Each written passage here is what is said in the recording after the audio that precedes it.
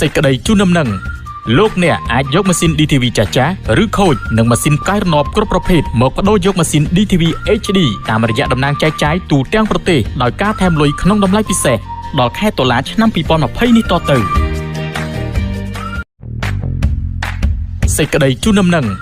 លោកអ្នកអាចយកម៉ាស៊ីន DTV ចាស់ៗឬខូចនិងម៉ាស៊ីនកែរណបគ្រប់ប្រភេទមកបដូរយកម៉ាស៊ីន DTV HD តាមរយៈតំណែងចែកចាយទូទាំងប្រទេសដោយការថែមលុយក្នុងតម្លៃពិសេសដល់ខែតុលាឆ្នាំ2020នេះតទៅ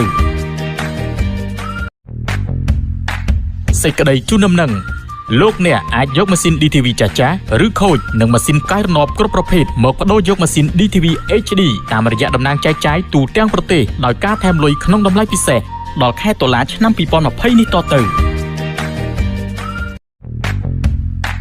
សេចក្តីជូនដំណឹងលោកអ្នកអាចយកម៉ាស៊ីន DTV ចាស់ៗឬ